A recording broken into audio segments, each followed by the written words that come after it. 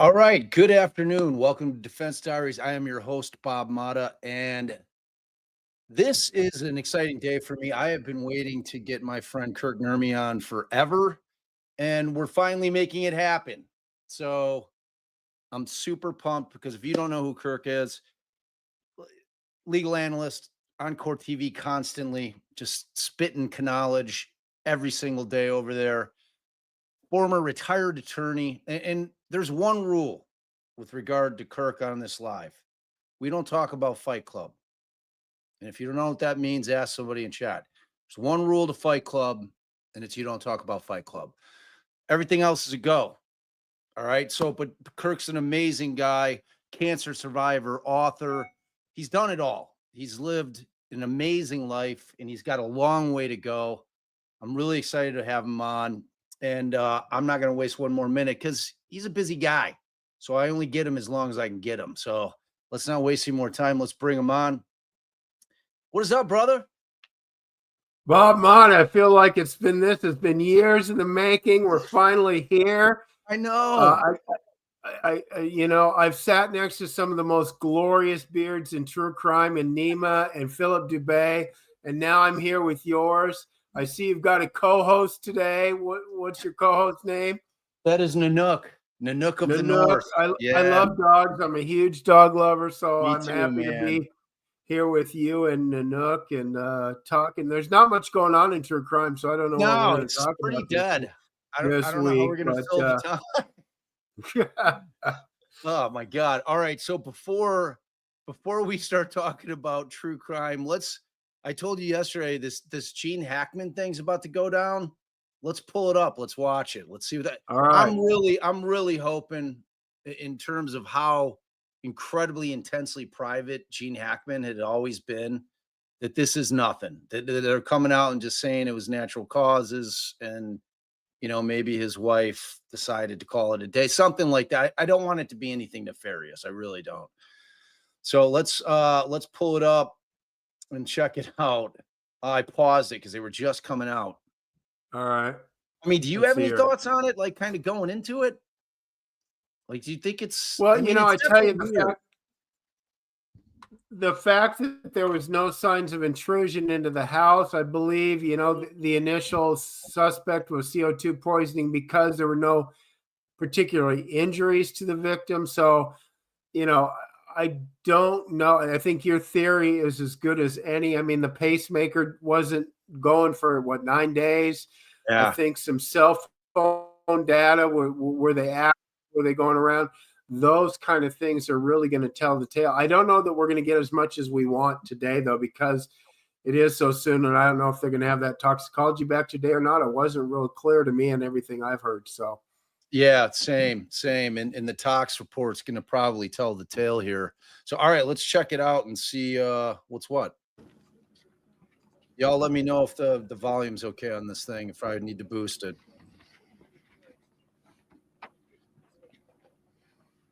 This guy's pretty ripped here, huh? This guy's huge. Good afternoon, everybody. I'm Sheriff Adan Mendoza, Santa Fe County Sheriff's Office. With me today is Dr. Heather Jarrell, Chief Medical Investigator for the New Mexico Office of the Medical Investigator, Dr. Aaron Phipps, New Mexico State Public Health Veterinarian, New Mexico Department of Health, and also Chief Brian Moya, Santa Fe City Fire Department. This investigation started on February 26th with the discovery of Mr. Hackman and Miss Arakawa and their dog at their residence. I just want to do a short recap and then touch on some new information. As we know, both individuals tested negative for carbon monoxide. City Fire conducted tests and deemed scene safe for deputies to conduct their investigation. The preliminary pacemaker interrogation results were released last week, and I'll let Dr. Gerald touch more specifically on those results. The gas company New Mexico, they also did an analysis of the residence, and they found one minor leak in a single burner on the kitchen stove, which was 0.33% of room air, which was pretty minute and insignificant. Since that time, Xena, the deceased dog, has been taken for necropsy at the Veterinary Diagnostic Services, and we'll be awaiting those results. Interesting. Let's speak a little bit in reference to the timeline for Betsy Arakawa. We know from our investigation that on February 9th, 2025, she picked up Xena from Gruta Veterinary Hospital. There was a procedure that was done with the dog, which may explain why the dog was in a crate at the residence. Let's move on to February 11th, 2025. Mrs. Arakawa had an email conversation with her massage therapist at about 11:21 a.m. Moving on into the afternoon, Ms. Arakawa was at the Sprouts Farmers Market between 3:30 and 4:15 p.m. Ms. Arakawa was seen on surveillance video at the CVS pharmacy in Santa Fe from 4:12 to 4:20 p.m. She then stopped at a local pet food store at about 4:54 p.m. Her car was seen on surveillance, and the remote control clicker that is assigned to her and her vehicle was used to enter the subdivision to gain access to the gated community at 5:15 p.m. Numerous emails were unopened on her computer on February 11th. There was no additional outgoing communication from her or known activity after February 11th, 2025. The cell phone information and the cell phone data is pending. We're working with state police to get the information from those phones, but our investigation shows that all the last known communication and activity from Ms. Arakawa was on February 11th. I'm going to go ahead and turn over the podium to Dr. Gerald. I would ask that everybody refrain from asking questions until everybody has provided their statements. I'll step up to the podium, and then we'll go ahead and field questions from the media. Thank you.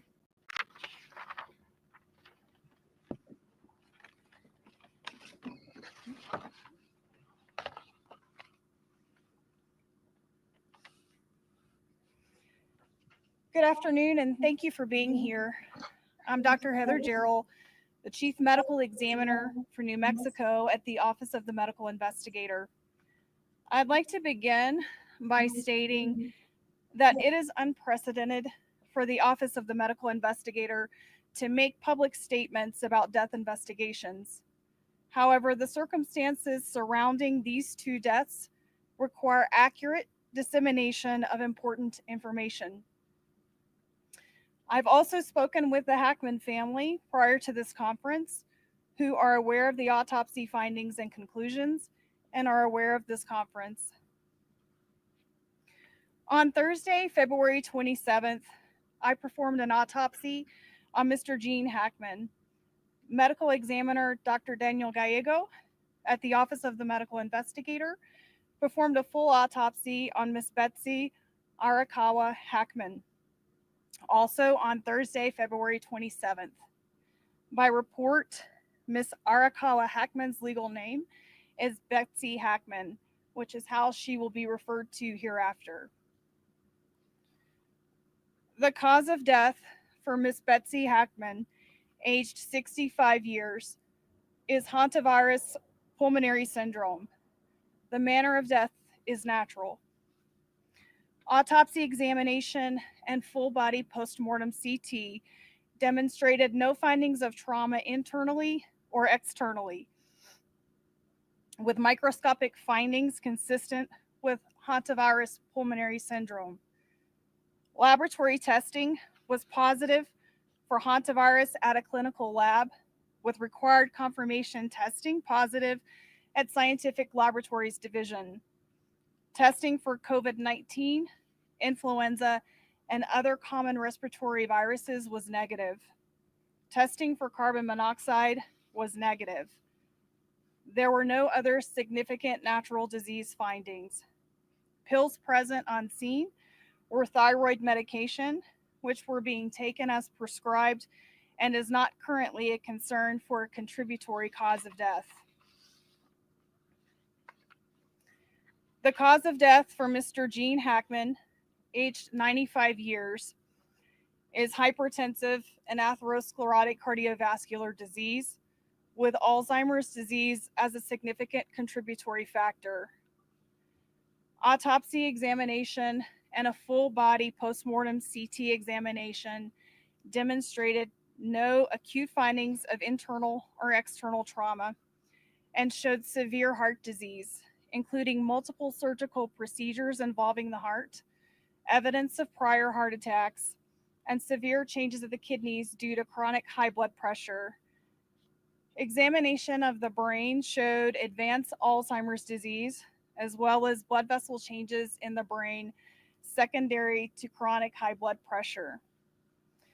Laboratory testing performed at Scientific Laboratories Division was negative for COVID-19, influenza, and other common respiratory viruses. Testing for hantavirus was negative. Testing for carbon monoxide was negative. Additionally, there were no autopsy findings concerning for hantavirus infection. I have been asked when death occurred for these individuals. There is no reliable scientific method to accurately determine the exact time or date of death. Mr. Hackman's initial pacemaker data revealed cardiac activity on February 17th, with subsequent pacemaker interrogation demonstrating an abnormal rhythm of atrial fibrillation on February 18th, which was the last record of heart activity. Based on this information, it is reasonable to conclude that Mr. Hackman probably died around February 18th. Based on the circumstances, it is reasonable to conclude that Ms. Hackman passed away first, with February 11th being the last time that she was known to be alive. Lastly, clinically, hantavirus infection is characterized by flu-like symptoms consisting of fever, muscle aches, cough, sometimes vomiting and diarrhea that can progress to shortness of breath and cardiac or heart failure and lung failure.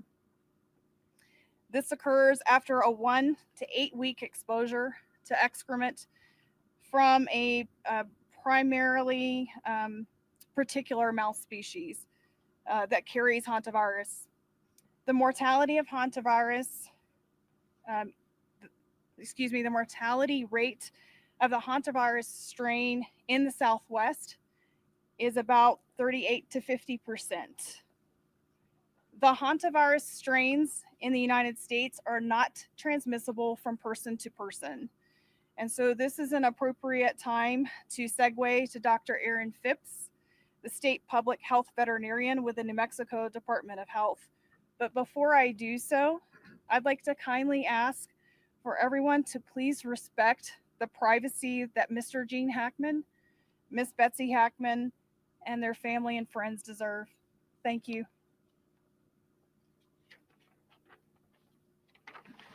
Thank you, Dr. Gerald. I will now provide additional information about hantaviruses in New Mexico. There are many different types of hantaviruses found worldwide. These viruses are zoonotic, meaning they are transmitted from animals to humans. Hantaviruses are carried by rodents. The hantavirus found in New Mexico, the sin nombre virus, is found throughout the state, primarily in deer mice, but in other rodents as well. Hantavirus pulmonary syndrome is a rare disease caused by hantaviruses, but a small number of human infections are found every year in New Mexico. Over the past 5 years, New Mexico has confirmed between 1 and 7 hantavirus infections in humans each year. Through the end of 2024, we have identified 136 infections over the past 50 years in New Mexico residents, 5 of these in Santa Fe County. This is a serious disease. 42% of these infections here in New Mexico were fatal. Most transmission occurs around the patient's residence or workplace, and the New Mexico Department of Health typically conducts an environmental investigation at the residence of all hantavirus cases in our jurisdiction. This can help identify specific areas that may pose higher risk, providing insight into where transmission may have occurred and how to prevent future infections. On March 5th, the New Mexico Department of Health staff conducted a risk assessment of the property, including the main residence, as well as other structures on the property. This was critically important to address concerns about health risks to first responders, as well as to inform any prevention measures needed to protect the family and other individuals entering the property in the future. We assessed the risk of exposure in the primary residence as low, similar to other well-maintained houses in New Mexico. We did identify signs of rodent entry in other structures on the property and provided information and resources about reducing the risk of hantavirus transmission related to those areas. Hantavirus can be transmitted to people through rodent urine, droppings, or saliva, so it is important to take special steps when cleaning up after rodents. Avoiding contact with or breathing in aerosolized rodent urine or feces, especially in a poorly ventilated area, is key. Detailed guidance can be found on the New Mexico Department of Health and the CDC websites, but I will provide a very brief summary now. It is important to use gloves and a well-fitting N95 mask when around or cleaning rodent-infested areas, and to open any windows or doors for at least 30 minutes beforehand to increase ventilation. Spray the area thoroughly with a 10% bleach solution or a commercial disinfectant. Let it sit for 5 minutes. Next, clean the area with paper towels, then throw them away in a covered garbage can that is regularly emptied. Before removing gloves, wash your gloved hands with soap and water or with a disinfectant, and then after removing gloves, wash your hands again with soap and water. It's important to never sweep up or vacuum mouse droppings, since Those are all amazing tips there, but I think we've seen enough. So, I mean, Kirk, do you want to hear about how not to handle mouse droppings and urine, or are you good?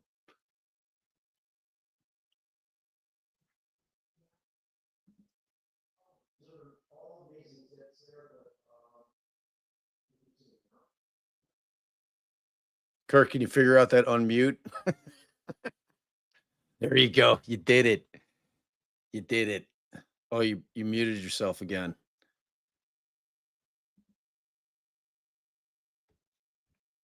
There you go. You're good. Kirk might be frozen. He did tell me he has some issues with his modem and StreamYard. I think Kirk's frozen. What do you guys think? I think he might be. Super sad. It's super sad. Kirk, if you can hear me, maybe go out and come back in. Just hit leave studio and then come back in. Yeah, I get it, Megan. I mean, but you could Good. probably, hey, there you are. Uh, So Sad, man. It's sad. I mean, does that mean that Jean was walking around there for 5 days with her deceased in the house? Kinda wandering around? Kinda seems like it, yeah? You dropped off for a while there, Bob. You went black. So, I did? yeah. Might have been. Did I disappear, y'all? Or did Kirk have an issue on his end? It could have been me. Oh, Spitfire wants to It hear. could have been my issue, but you disappeared. You disappeared from me there. Huh. You guys let me know. Did I vanish? No, they're saying it was you. Super sad, man. Right? Well, that's But it's yeah. like I'm glad that it wasn't something Definitely, nefarious. but it's in line with what we were saying. There's although yeah. I mean, there were no signs of that. It sounds like she probably went first, and he didn't know how to even care for himself or do anything. So Yeah. it's a sad reality, but yeah, no doubt about it. But it is nice to know that it was nothing nefarious. Yeah, it really is. But like I would have hated to see this thing become a thing like in true crime. You know what I mean? It would have been like I'm very happy because he was an intensely private dude.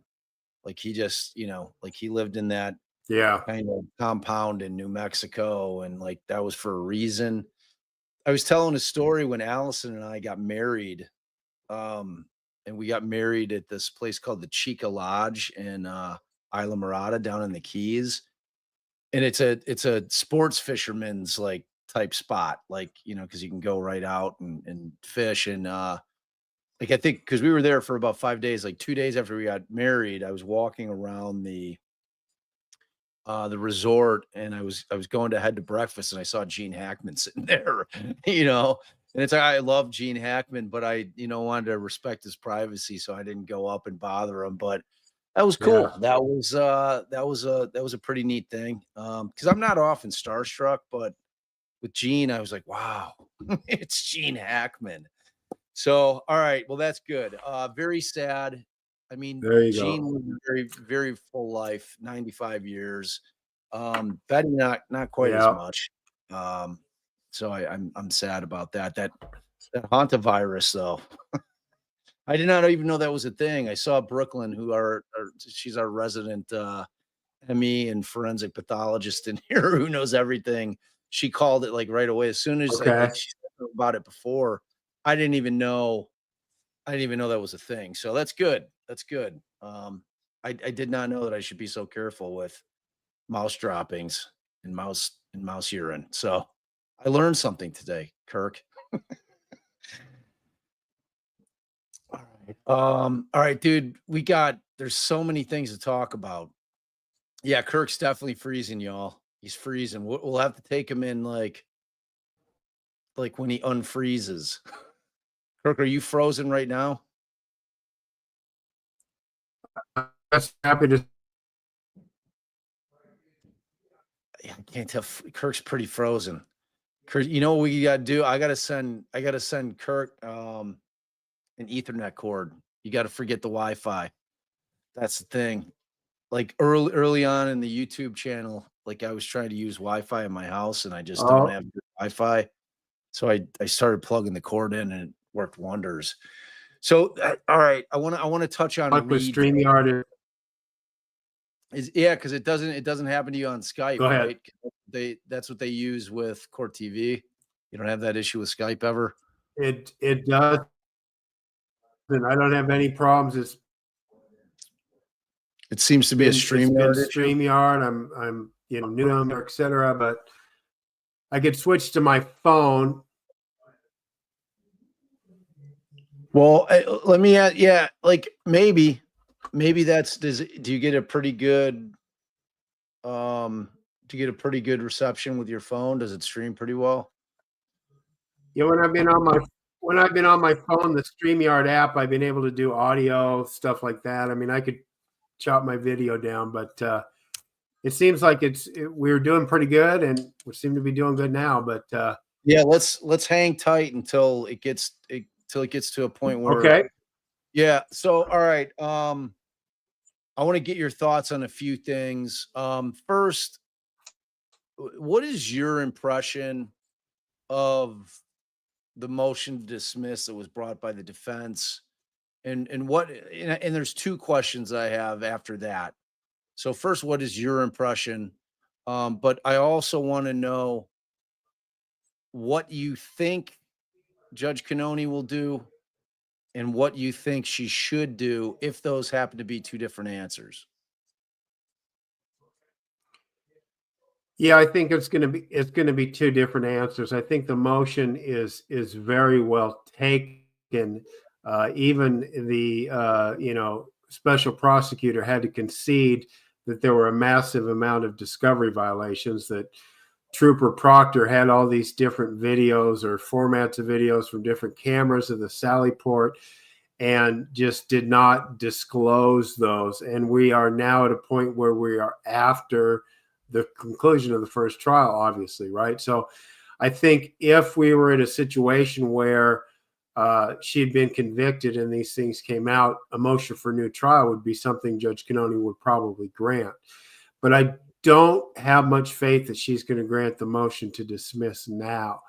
I say that because, in my experience anyway, judges look for a reason not to do that, particularly in a murder case, right? I mean, Baldwin was the exception, and Baldwin surprised me because, as I understood everything in Baldwin with these bullets, what have you, they weren't really quite that material. I mean, it was an obviously flagrant violation of Brady, but not as material perhaps as something of this Sally Port video and some of the things that has not been turned over. Okay. So that being said, will she grant the motion? I don't think so. Should she? Yes, I think so. But ultimately, judges don't want to do that on a murder case. They think, okay, somebody deserves justice. If the prosecution screws up, I mean, we saw it to some extent in the Vallow case, right? There was an intermediate sanction of dropping the death penalty. So there could be intermediate sanctions she imposes. You know, I've had judges say, okay, well, we're not going to dismiss the case, but we'll give you we'll give you a continuance that I don't even want, right? Because my client's in custody. Things of that nature to kind of pacify, if you will. I just don't think she's going to do it. But should she? Yeah, probably. And I was kind of disappointed. Going back to something I think you said too. I mean, I think I would have found a way if I was on her defense team to weave in an insufficiency of evidence argument, because we saw that brought up by the Court of Appeals several times. Defendant doesn't bring up insufficiency of evidence. And what I would have tried to do is say, listen, Judge, there is an insufficiency of evidence that Miss Reed committed this crime. That is why the prosecution is doing what they are doing, to try to get that up in front of the appellate court as well. That would have been my tactic. But do I have much faith in her dismissing it? I don't.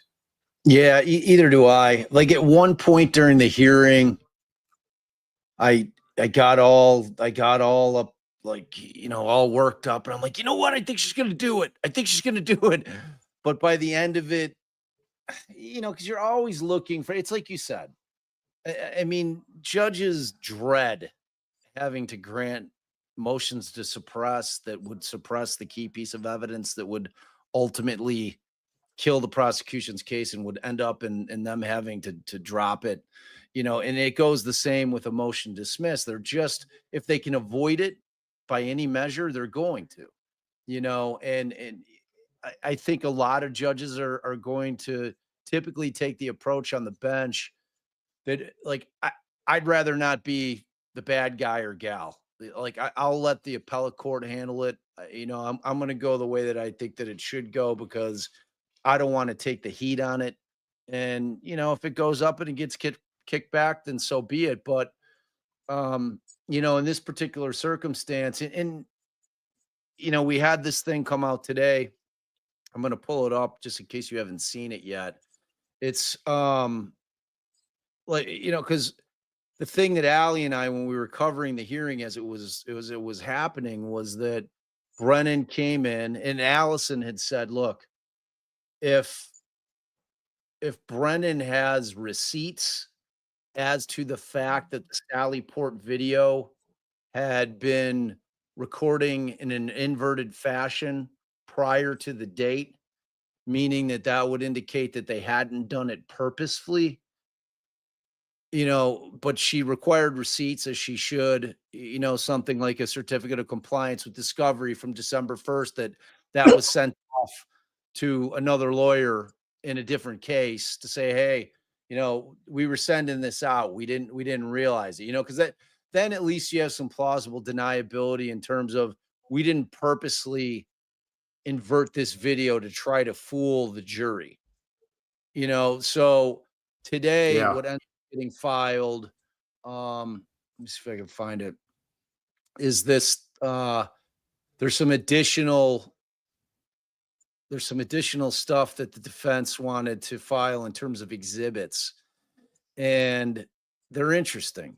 All right. They're worth taking a second to pop up here. Have you seen this thing yet? Let me show you. Okay. So the defense today filed this supplemental exhibits in support of defendant Karen Reed's motion to dismiss, blah, blah, blah, blah. So because they want the judge to have it. And it's interesting. The first one is the corrected version of the inverted interior Sally Port garage video. And so they direct her to 1 hour 15 to 1 hour 49, in which Proctor approaches the unfettered and has unfettered access to the right rear taillight of the SUV. Okay, we got that. And then Exhibit 2, photograph of condition of the right rear taillight of Miss Reed's SUV in the Canton Sally Port on February 1, 2022, after Trooper Proctor and others at Canton Police Department had access to the vehicle. So then you've got Exhibit 3, photograph of reconstruction of taillight with pieces of plastic recovered from 34 Fairview. Even after the full reconstruction of the taillight, it appears cracked and missing a piece, consistent with Sergeant Barros' testimony regarding his observations of the right rear taillight of the Lexus SUV at Miss Reed's house, or parents' house in Dighton on January 29, 2022, before it was seized by law enforcement. So certain pieces of plastic missing from the taillight were never located or recovered from 34 Fairview. Now, I don't know how big that is, because remember, we're in the middle of a nor'easter there. You got plows coming through. Some of it could have been carried away. But they found one piece like blocks away, so they were obviously looking around the area, allegedly, for these pieces. So then you've got Exhibit 4, photographs of the 47 pieces of plastic taillight lens material recovered from 34 Fairview. So you got 7-5, 3 pieces all red, 2 pieces all clear, 12 pieces, 3 red, 6 clear, 3 black, 1 piece red, 2 police, on and on and on. Now, this is the exhibit that fascinates me, and they saved the best for last, because when Brennan, towards the end of his argument, stepped up and said, all right, well, here, I opined to the court, and now I'm going to bring the receipts, that this was something that was happening with this particular camera for a month preceding the events of January 29th. And here's proof of it. So he throws up this video from January 1st, just of the Sally Port. And he's like, look, see there, you can see the writing on the back of the classic Canton Cruiser. It's inverted. It's backwards. Look, you can see the numbering on the garage. It's backwards. So this is what they say. So Exhibit 5 says, I'm going to blow it up a little bit more. Screenshots establishing the Commonwealth's Exhibit 2, which purports to show the interior Sally Port back wall camera, was also inverted on 1/1 of 2022. and which was played at the direction of Special Prosecutor Hank Brennan in court yesterday, March 5th of 2025, has a different colored cryon than the 12922 inverted video produced to the defense on April 4th, 2024 from the same camera, emphasis added. This discrepancy suggests manipulation and further underscores the prejudice to misread by the Commonwealth's destruction of the original files and metadata associated with the download of the video surveillance footage from Canton PD.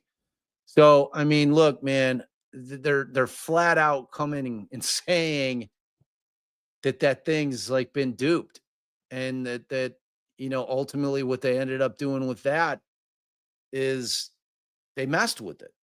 So that they and I'm not suggesting it was Hank Brennan, but I am suggesting that it sounds like it was somebody over at Canton PD that's like, oh, we got to give Brennan something, and it's got to be inverted so that we can sell this story. And they give him this thing, and he throws it up, and yet there's a clear discrepancy in terms of the way it should look and the way that it does look. I mean, I don't know how I think you're queuing. I think you're queuing in on the right spot, because I think what you're really talking about, what the defense is saying, is that, listen, ultimately, we can't really do a full analysis on the actual video because it's not the actual video, right? It's a copy. Proctor's taken. We can't go back to the camera and we can't do a mirror image of a hard drive. I mean, it sounds funny to say a hard drive and a camera, but ultimately it's there, right? And to really preserve evidence and look at evidence of tampering, you have to make a mirror image of a hard drive and then be able to look at it, as opposed to if you make a different video and you put it on there and you say, this is the video, there's going to be no evidence of tampering because you just copied and removed any evidence of tampering, right? So ultimately, that's the heart of the question, or the heart of the issue, because if I'm the Reed team, I'm saying our theory is that these cops, whether they were covering for a murder they committed themselves or trying to frame Karen Reed with it, ultimately decided to doctor evidence, this being one of those pieces of evidence, and now we can't do anything about it.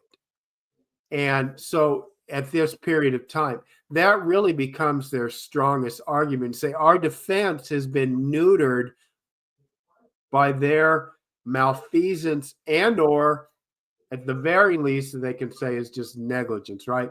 Unlikely, hard to sell when you got a guy like Trooper Proctor and everything he's done and said as it relates to this case. But yeah, I mean, I think that is the heart of the issue. To say our defense has been gutted is ultimately the best you can do. But I've had instances in this case. I mean, I had a case where the guy, long story short, we'd had work records to show that he wasn't anywhere and didn't have the ability to commit the crime. And the judge said, and they filed just before the statute of limitations, like 10 years later. And they said, well, so what? You can't get those records anymore. So what? Right. And it's like, okay, great. So, a neutered defense, he was acquitted, by the way, but a neutered defense should be enough, but it's not, right? I don't think Judge Cannoni is going to say that that's enough. And that's what I would be saying, is our defense was impeded because she's the first one to look at it, not the last one to look at it. So I would be harping on that issue every chance I had if I was the Reed team.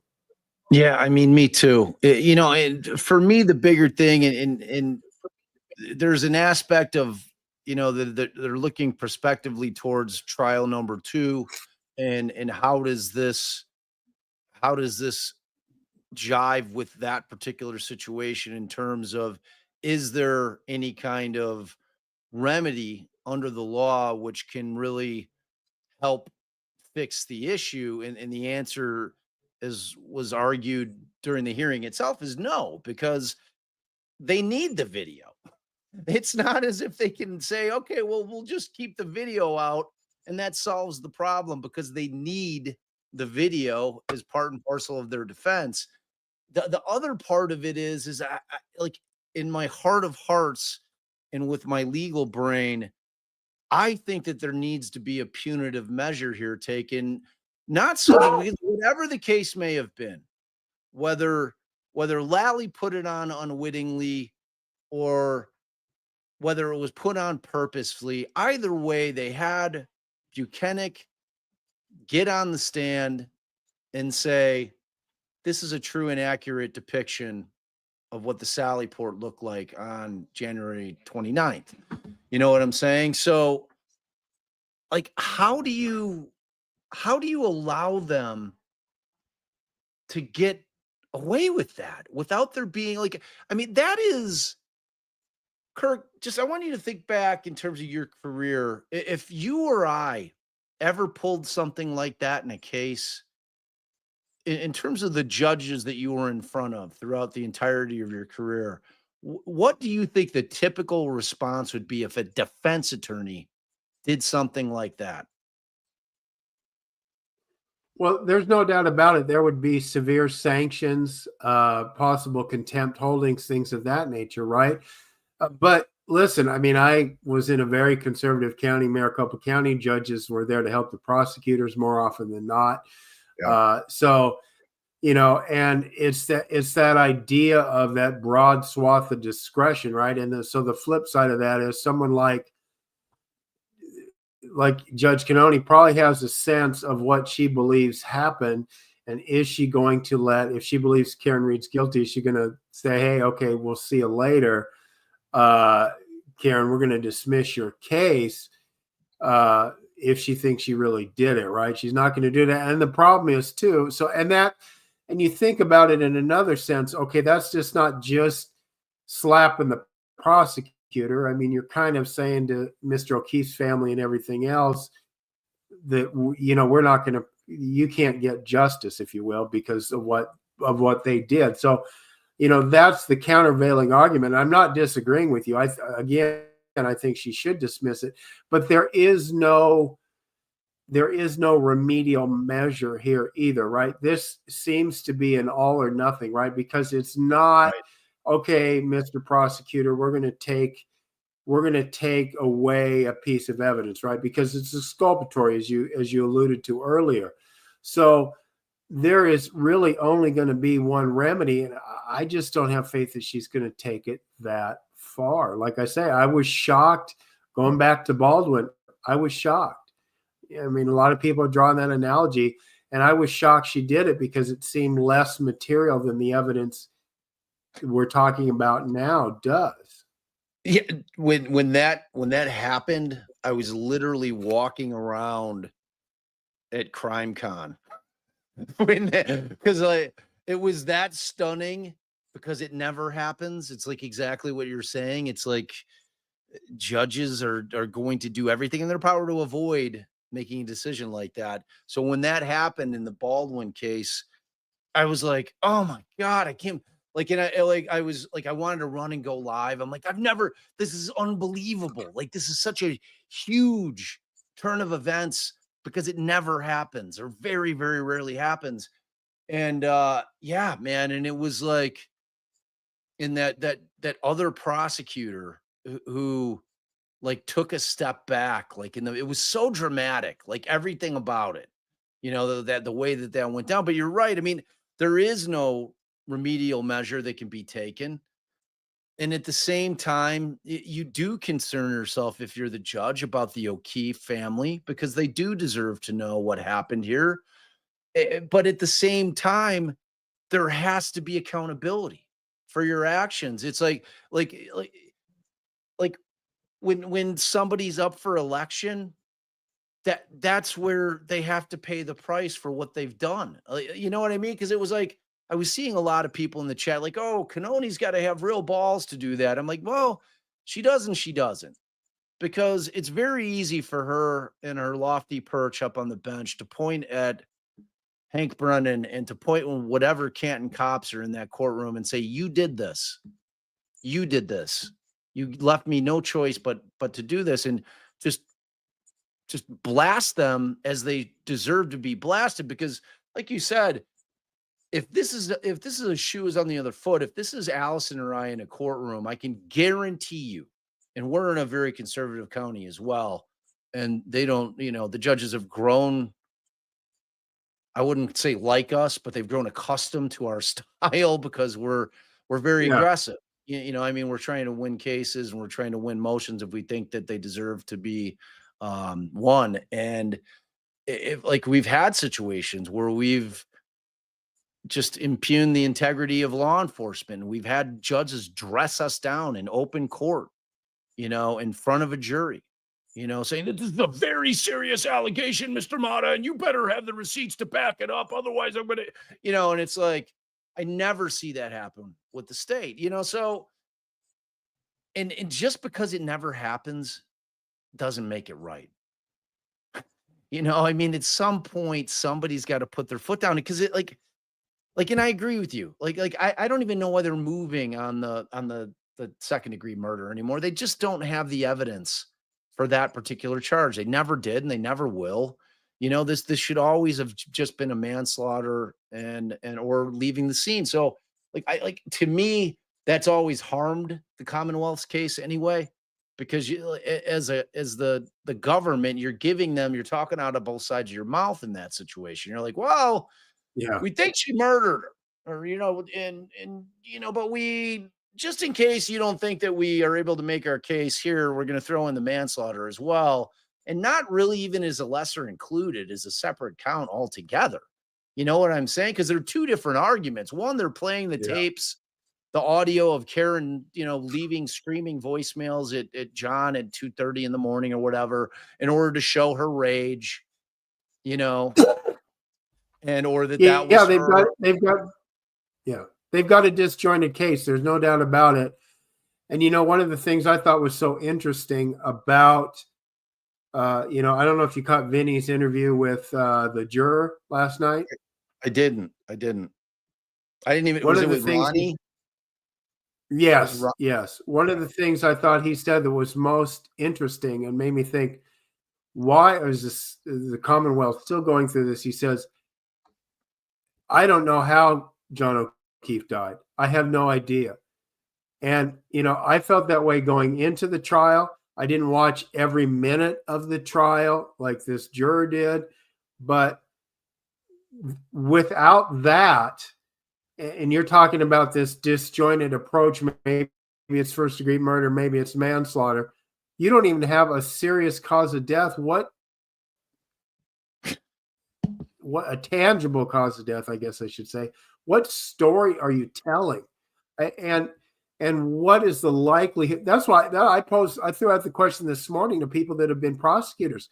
Would you dismiss this case in the interest of justice? You have the conclusion that jurors rejected 11-0, both the manslaughter and the homicide and the first degree murder case, and then they say, okay, well, we don't even have a cause of death. You really don't have a tangible cause of death.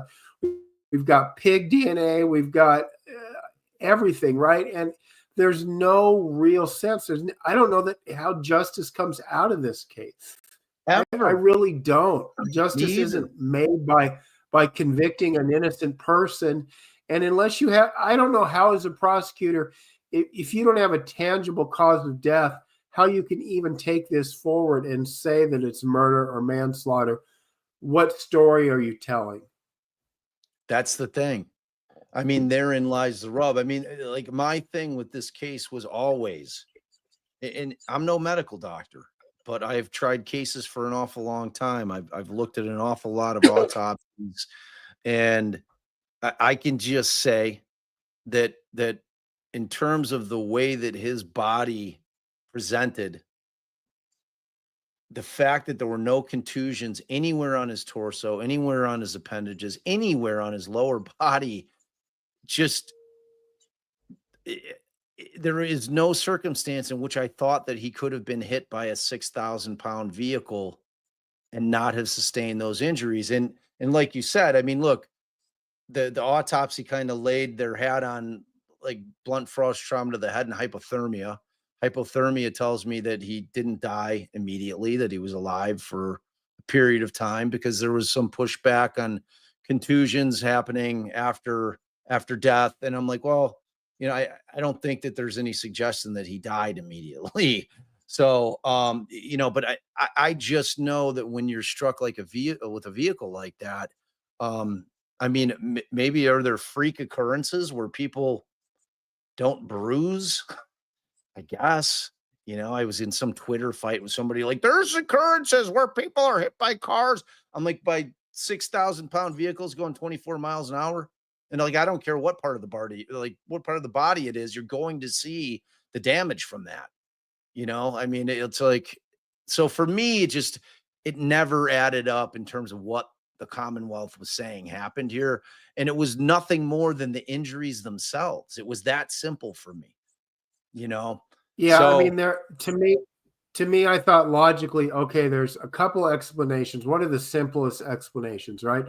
One of them logically is that she hit him with the car and he fell over, right? He knocked over, what have you.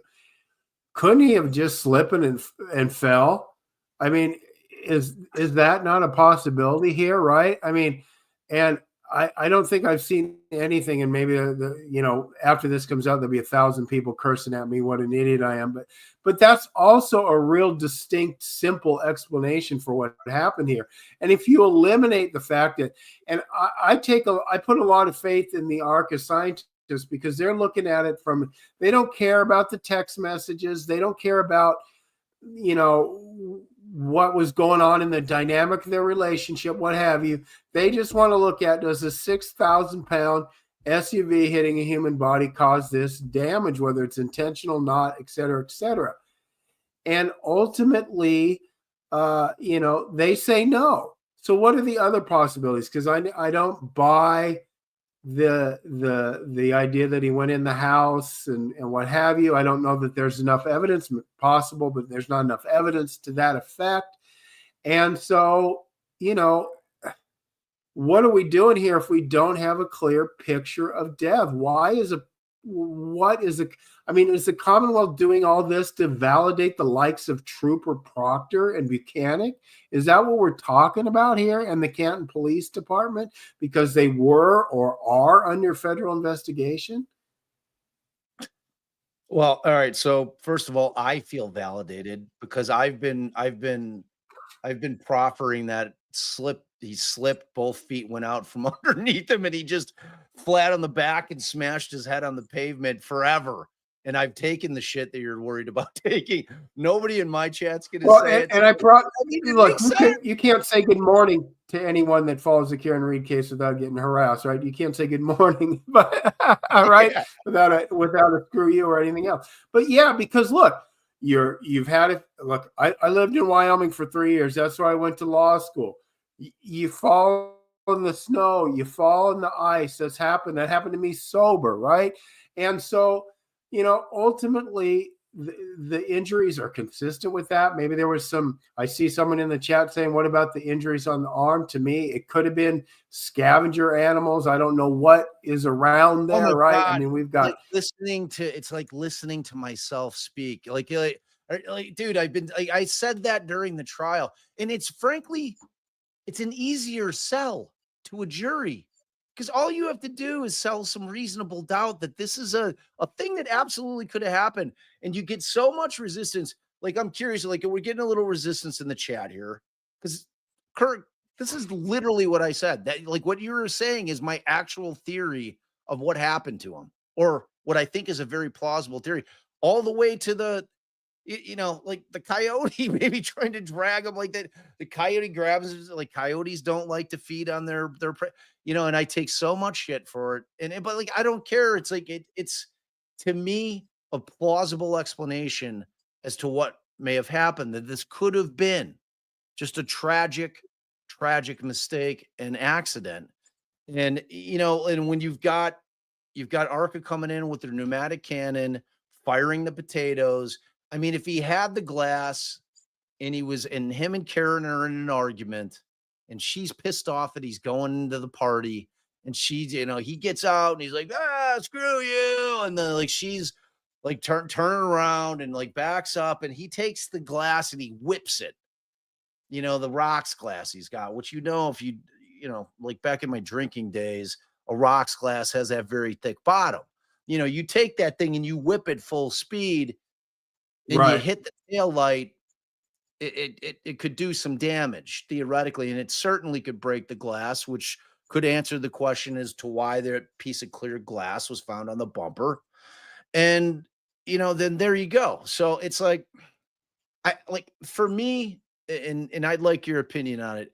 And I've said this a million times because our goal as defense attorneys, if we believe that is to win the case. Like this concept that they feel like they need to exonerate her by somehow proving up this conspiracy that took place in the house, which, as you said, may or may not have happened. But what I do know is that they have developed no further evidence in terms of moving that needle forward at all in trial 2. It's going to be the same evidence. There's not going to be anything else that comes forward unless somebody comes out of the woodwork and says, yeah, I was there that night and this is what happened. That's it. Right. So, and to me, that's such a hard sell to get 12 people to buy into that. Like, whereas if you're just trying to get Karen, because like the people who think that she hit him, I don't care what the verdict is, are forever and always going to think that she hit him, no matter what the verdict is. You know what I mean? So like this concept of like, we need to exonerate her by proving what happened or we're saying happened in that house actually happened. And I don't know. I don't see it happening. No, I don't either. And I hate to second guess defense attorneys because they know their cases way more than I do.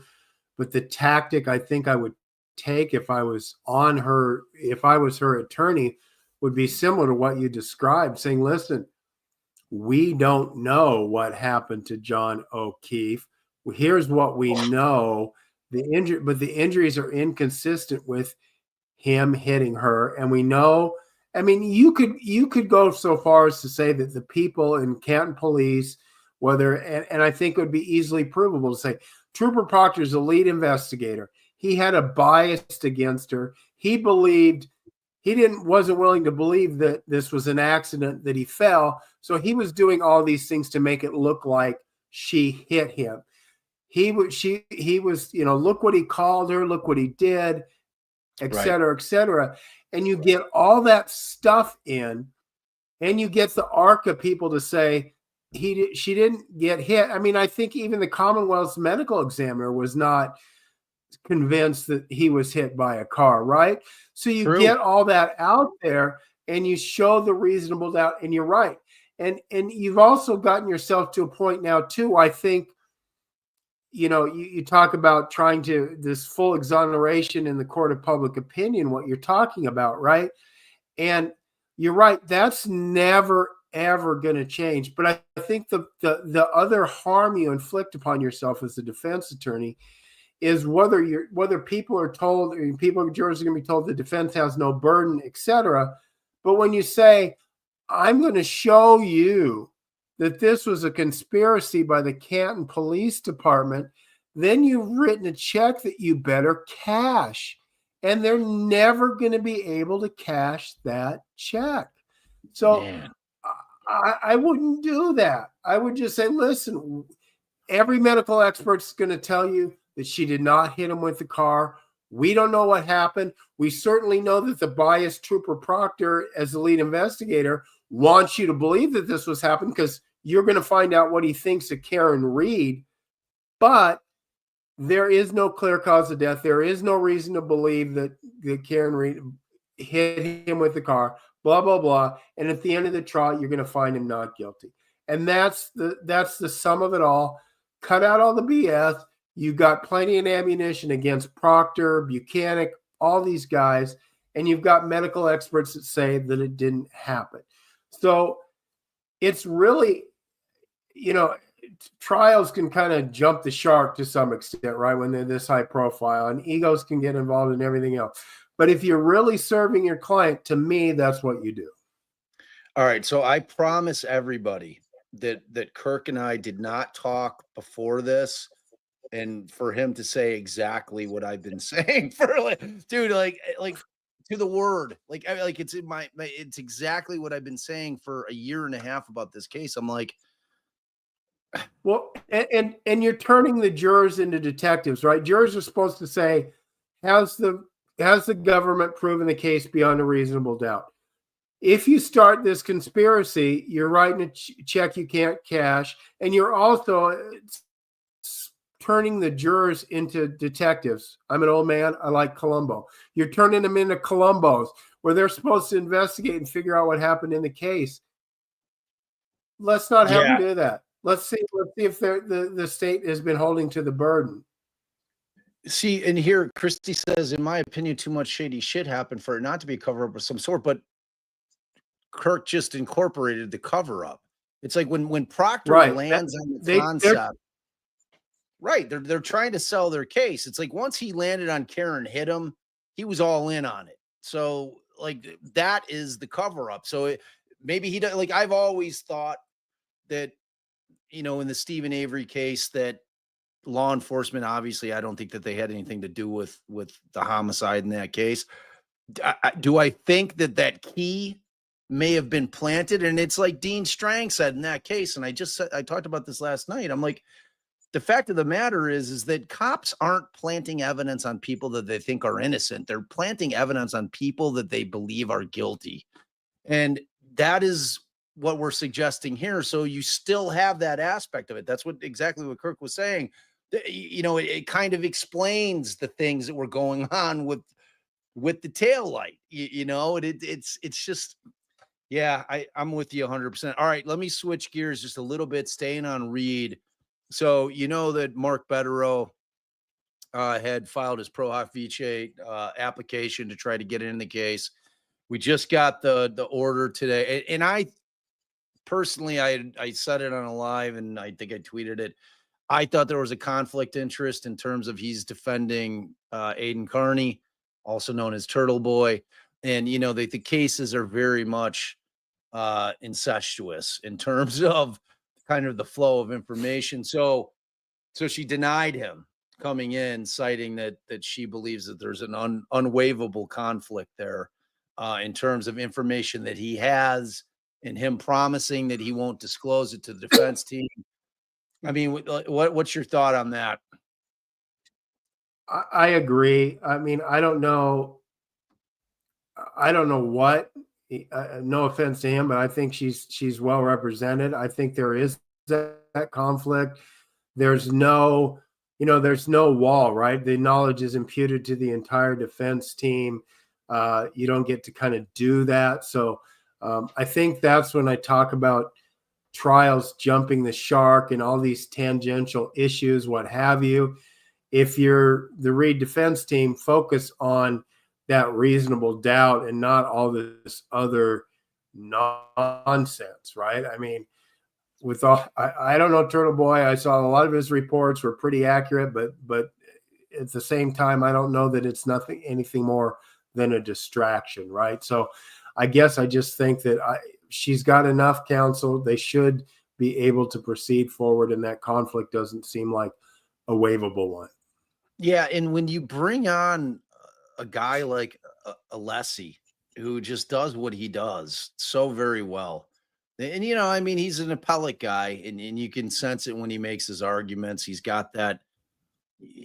carries himself and speaks like an appellate attorney does, because they're accustomed to being in front of a panel of judges.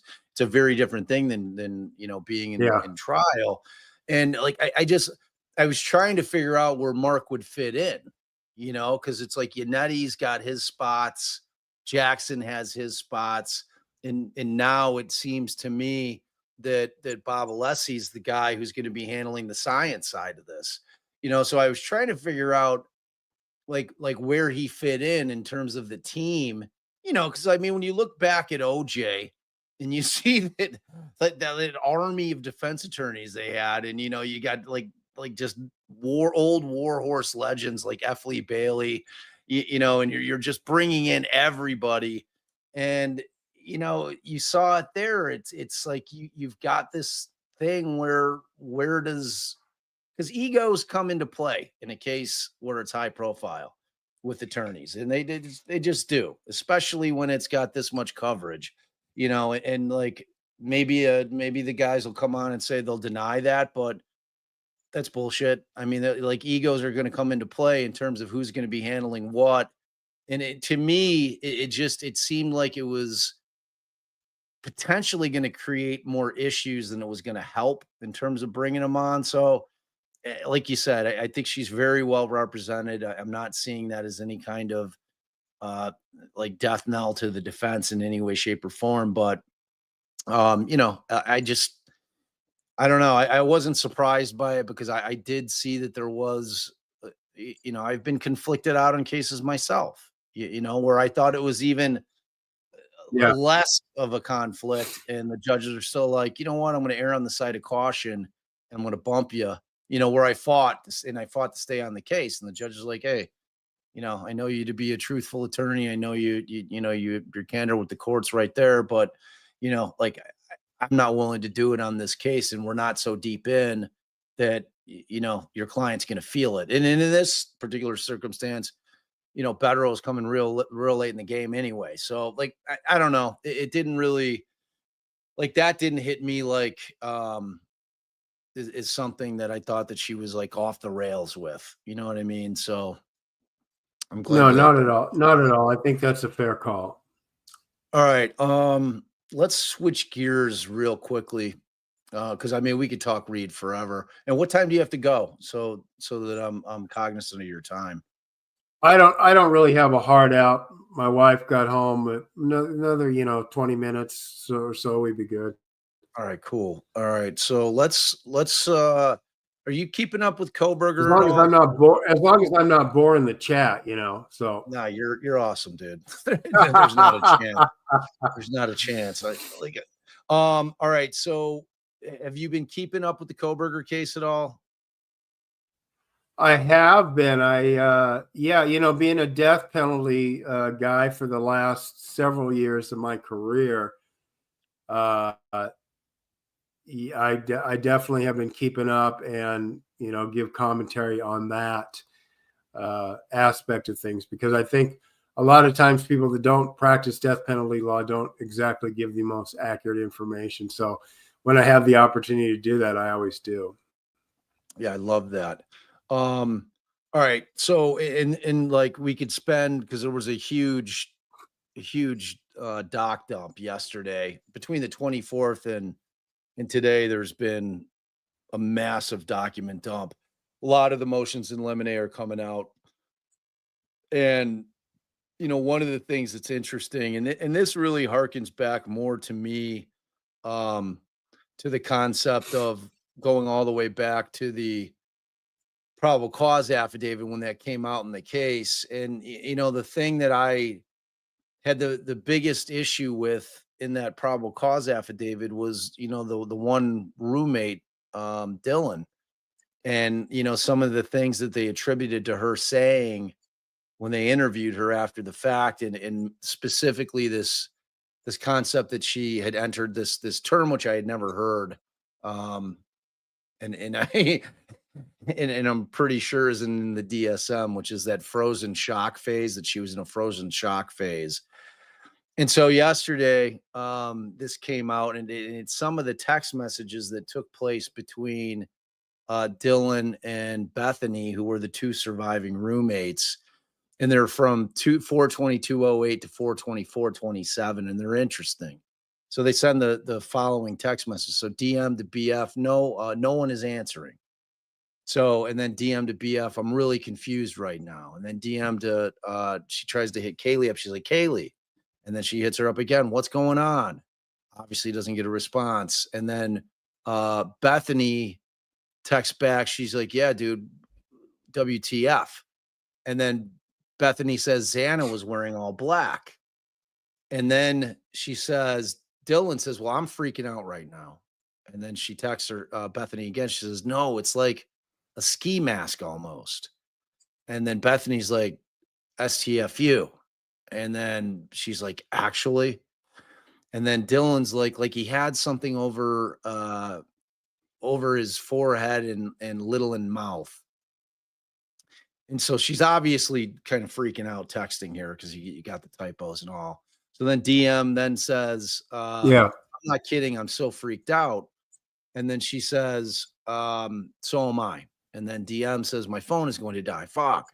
And then BF says, come to my room. BF says, run. And then she says, down here. So like the problems from the state's perspective is that this really like, and I know why they want him in. They wanted to build the timeline. I mean, for them, the timeline is critical. The problem is this kind of Right. destroys the concept that she was not capable of calling 911 for hours, because 911 doesn't get called until just before noon the following day. And, you know, and we now know, because I think there was a thought that Bethany had been sleeping and that, you know, Dylan was just kind of suffering in silence in her room, maybe freaking out or had passed out, whatever. Everybody was speculating.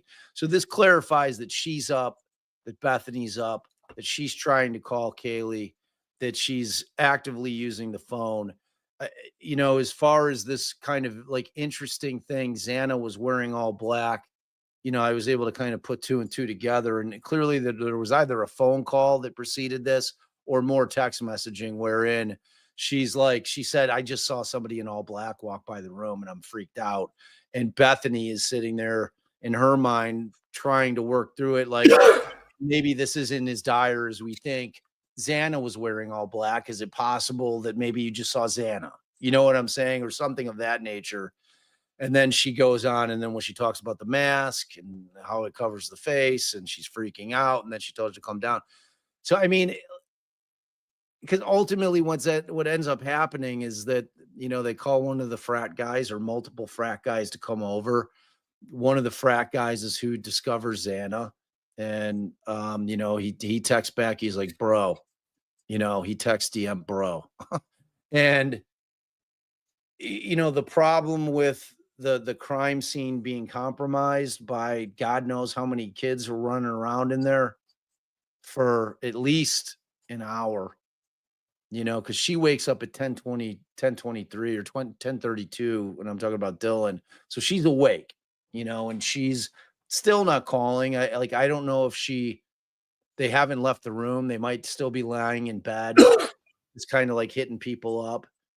You know, I mean, like, what is your thought on it? Because I was talking to Tony Bruschi. I don't know if you know who he was, and he came up with a kind of an interesting concept. I want to see what you have to think about, like, kind of how you think this may hurt or help the state and or the defense.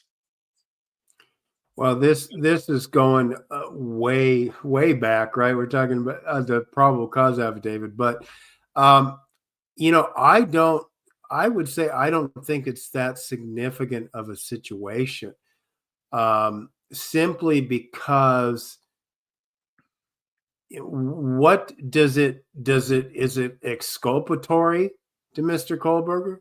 No, not at all, right?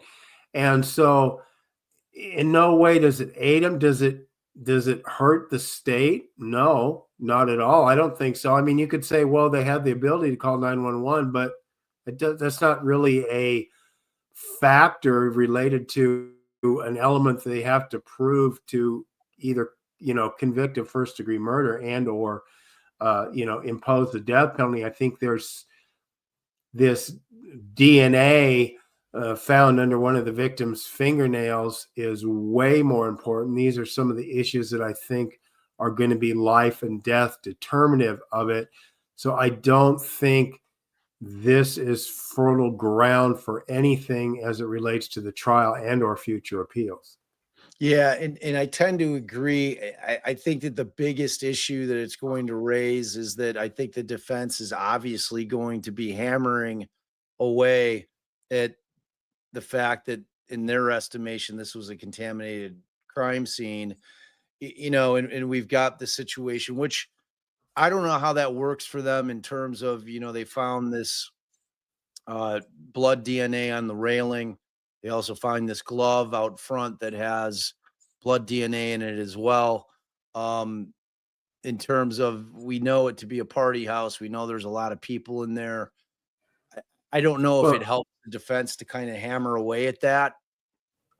if again, I'll go back to what I would do if it was my case, right? Because you have to understand, a lot of times when we follow cases like this, we think about the guilt and innocence phase, and we think about the sentencing as being two different things.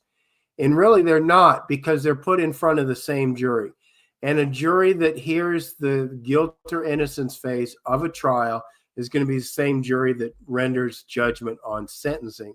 And they're going to be death qualified, meaning they're going to be more likely to convict Mr. Kohberger than a non-death qualified jury. It's just, all the studies show, you weed out some of the people that absolutely could not impose the death penalty, and that lines to a more conservative jury, one that's more likely to convict, right?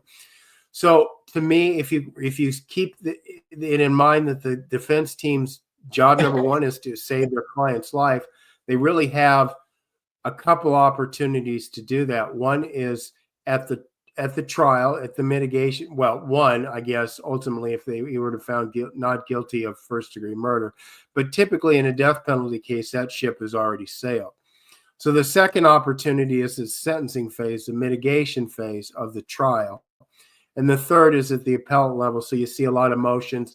That's why we saw the motions to, dismiss the death penalty because Asperger's, et cetera, what have you, right?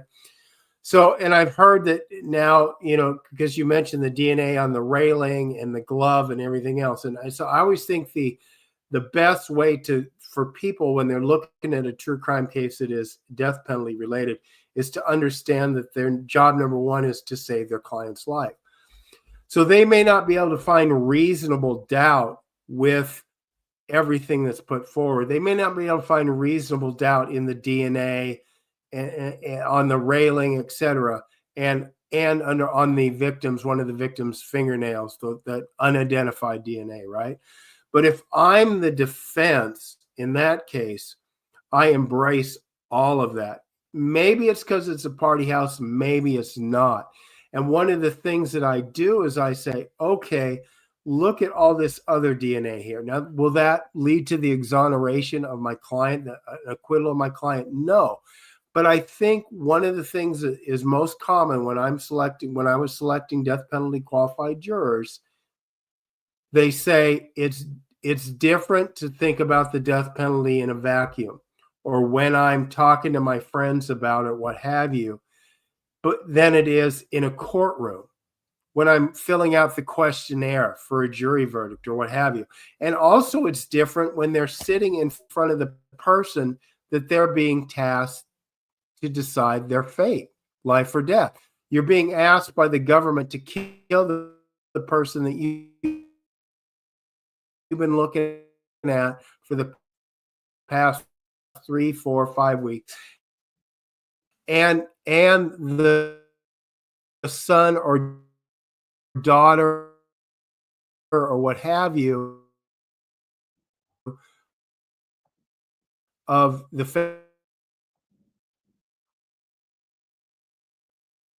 Kirk, you're breaking up a little you go, bit. okay, well, I believe it's reasonable to conclude. I don't have any reasonable doubt. Okay. All right. One of the things that comes forward is residual doubt, and it's not really a legal. You got me now? I can see you, and you're going. good. You were breaking up a little bit during like what everyone I'm sure wanted to hear. We're having a heck of a storm here. But what I'm saying is that one of the things that can happen that can cause a juror to decide, because each juror gets to make their own moral assessment, is that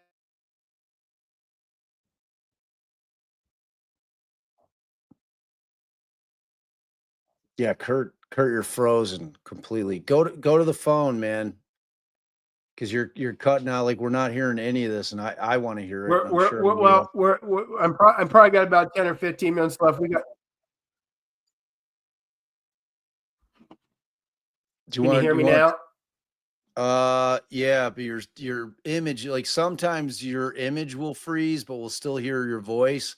But then sometimes both the image and the voice cut out. You were like, we had a really good run. We had like a All right, let me see 35-minute here run. if I. Well, it started. We hit a storm here, so. Oh, you did? Let me see here. Yeah, let me see if I can go to.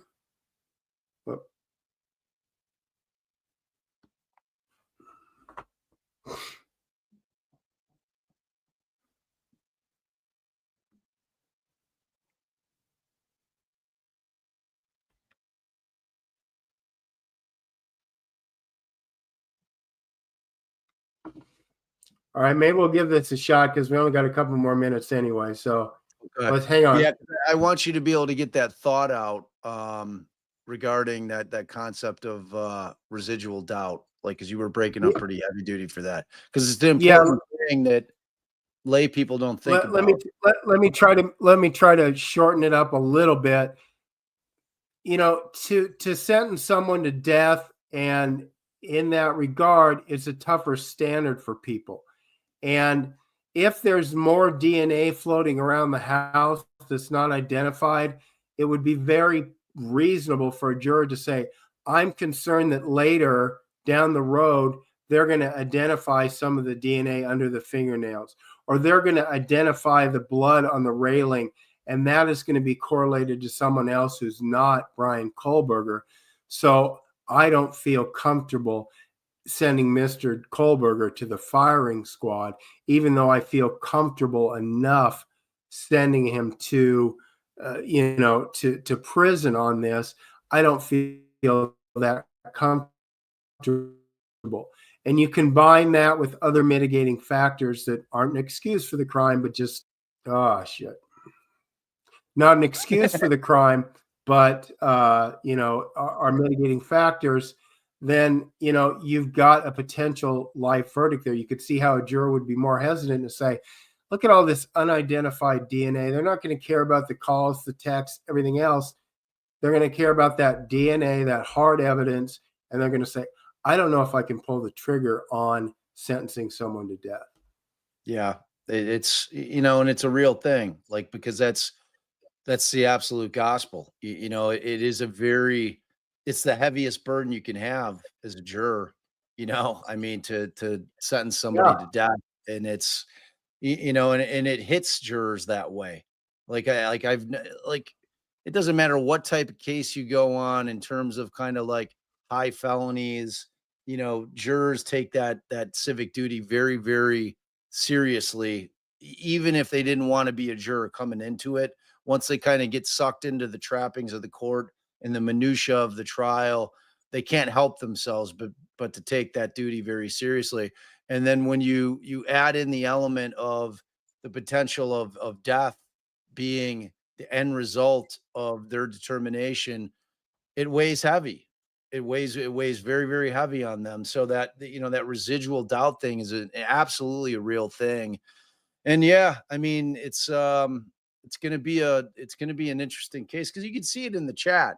I mean, there's a fair amount of people out there that for whatever reason with this defendant in particular, tend to want to think that he's not the guy. And, I mean, for me, just as a defense attorney and knowing the weight of evidence in terms of its effectiveness on juries, that DNA on the sheath, man, like you can't really get a worse fact as a defense attorney than that. And Ann Taylor is going to do everything she can to try to mitigate it and to try to say, and at this point, we don't know how, how good that profile is. We don't know how many, how, like, we don't know what kind of matches there are as far as the number of loci. Does it even reach the level where it can be, it would be downloaded Dakotas. I mean, we don't know any of that yet. So, I mean, there could be ways to attack it, is that it's not a good profile or that it's a weak profile. But, you know, that's yet to be determined. If it comes back that it's a strong profile, which Ann Taylor obviously knows at this point, it's a really, really tough thing for a defense attorney to get over in front of a jury, because it's very powerful evidence. Just is, you know. Kirk's really freezing. He's freezing. Oh, are you on your phone? Wait, hit your, I think you're muted.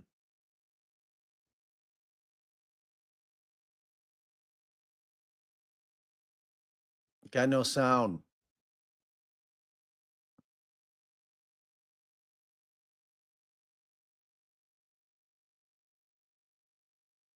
No sound.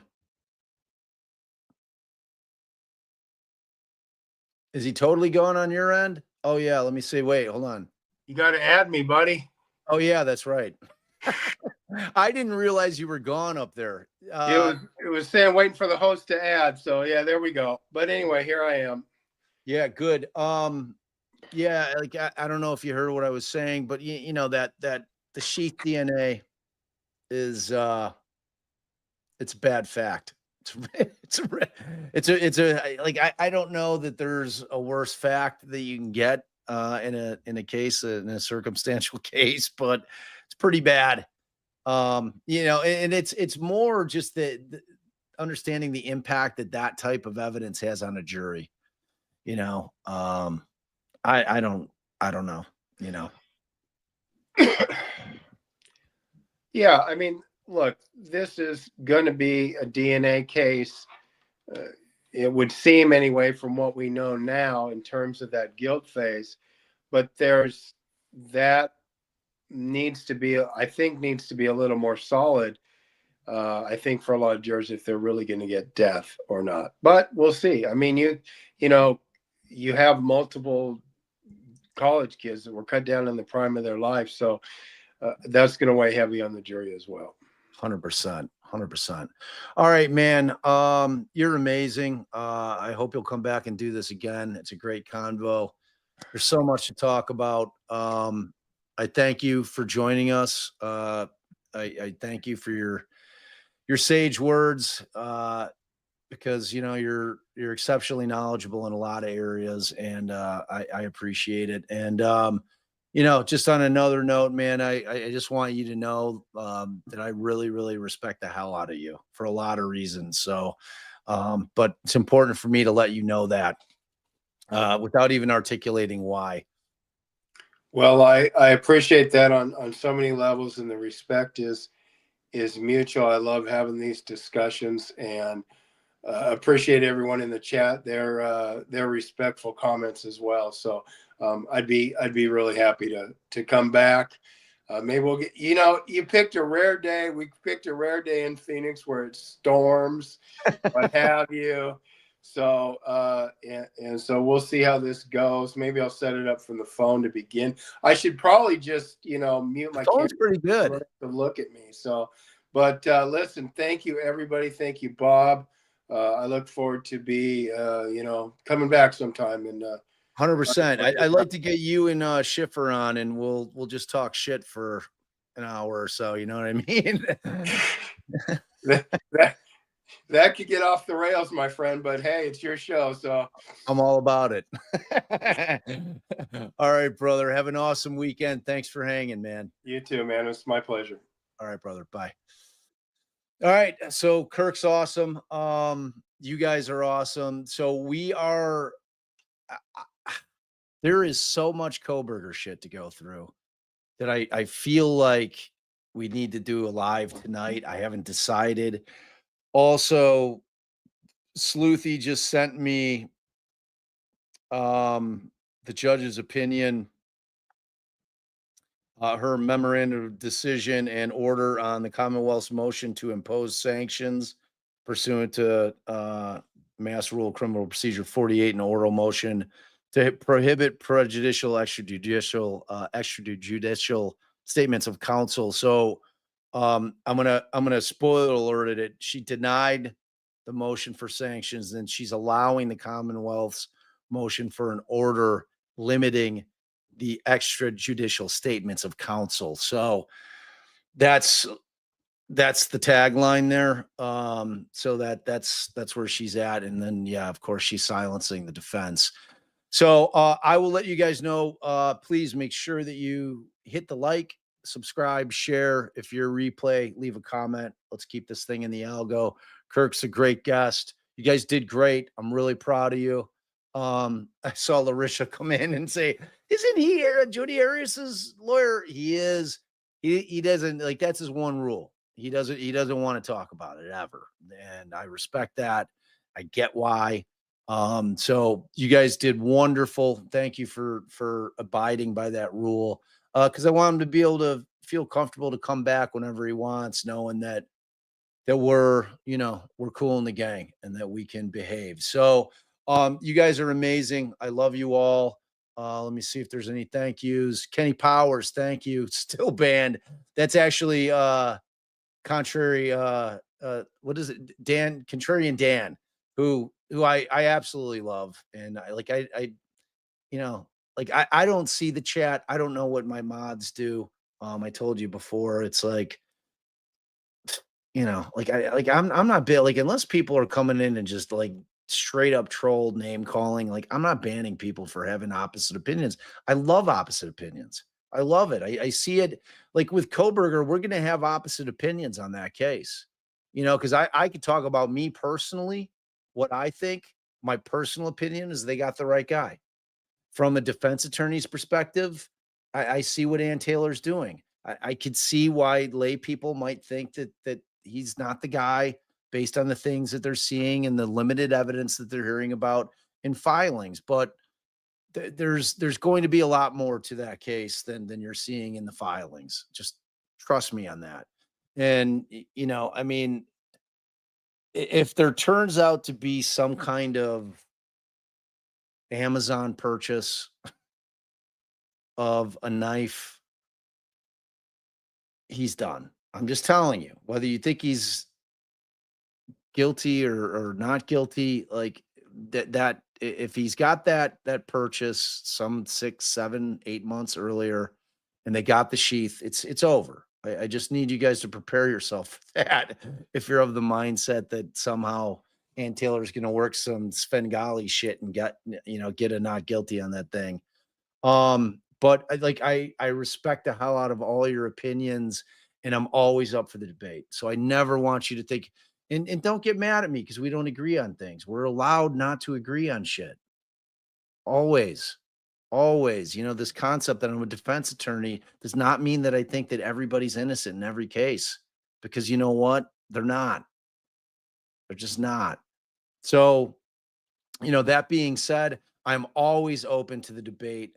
And Larissa, I did see your text. I don't know that I have seen that video. I know who can send it to me, and that's Sleuthy. I don't know that I've seen that Linda Lane video. I don't know about the timestamp on it. I don't know anything about it. I know there was some controversy about a Linda Lane video like a year ago about something coming out, and that it was like, so I'd love to see it. Like whatever y'all got. No, do not feel this is not an echo chamber, Larissa, at all. I want opposing opinions here, because there's nothing that I love more to see in the chat. Spirited debate. I love spirited debate. And as long as people can be adults and not like, if you resort to name calling, that means you don't have shit to say. Like, and that's the easiest way to put that. If you've got strong arguments and you know the facts of the case and you've got strong opinions and you can argue those intelligently without resorting to name calling and calling people idiots and morons and all kinds of vulgar shit, then have at it. Because we've got a really bright chat here. We've got a lot of really smart people. We've got lawyers that hang in here, got all kinds of folks in here. And this is a perfect place. And we are an open and safe space for everybody of all opinions to come in, and they're allowed to completely disagree with me. 100%. You can come in here again, as long as you're not calling me like, horrible shit. Come in and disagree. Like I go on other channels all the time, if they'll have me to debate. But it's very, very rare where I'll get somebody that's willing to take on the debate. I mean, it's just, and you can read into that what you will, but it's like, and I am not a person who cannot have his mind changed, especially when it comes to cases, especially when it comes to circumstantial cases, but my one rule, and I suggest that everybody adopt it, never form a final opinion until trial. Period. Okay, so anti-Bev's liver, there was also a problem with the clear glass. So you're jumping back to Reed just for a primer. With the clear glass, it was found it was inconsistent with any glass from the vehicle or the glass brought to the house from the bar that night. I remember that from the trial. I do remember that being an issue. So thank you for your generosity and your comment. Kaylee, sanctions order just dropped. We got that. Kaylee, Sleuthy sent it to me. Appreciate you. Larisha, you're awesome. Thank you for your generosity. We love you over here. Don't ever be sorry for stating your opinion. We want to hear it. Believe me. Like every opinion, I want to hear everything you guys say. Because like the convert, if we all sat here just all thinking the same thing, this would be one boring ass channel. You know what I mean? It's like I don't want that channel.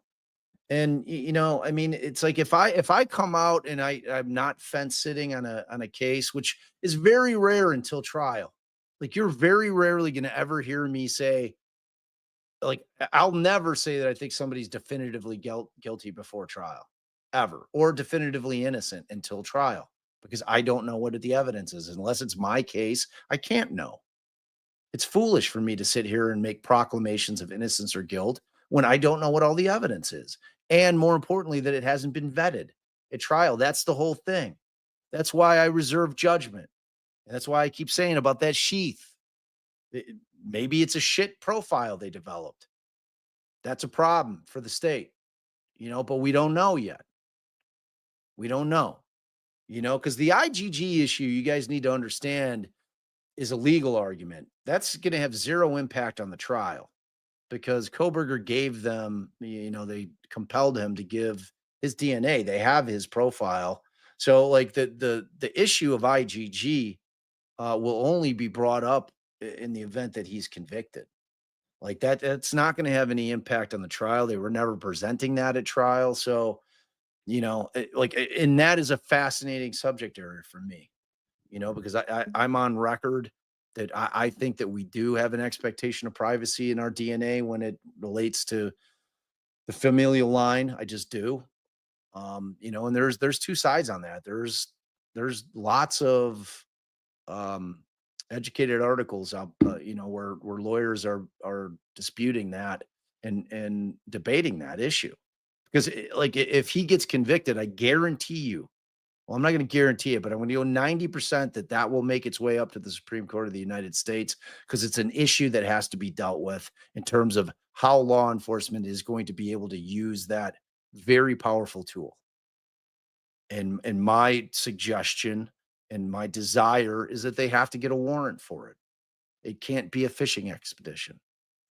Our DNA tells us way too much, or tells way too much to law enforcement about who we are.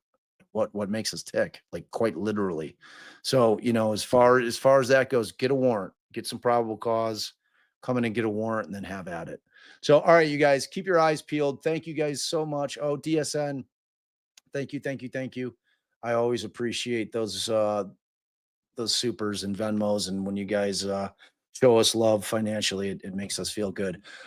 Thank you guys. Thank you, mods. I'll let you guys know as well if I'm going to go live with Allie later. She's working on she's got a thing that she's got to get done for real work. So, not that this isn't real work, but you guys are the best, because without you, I'm just an old man talking about a lot of cases. Ciao.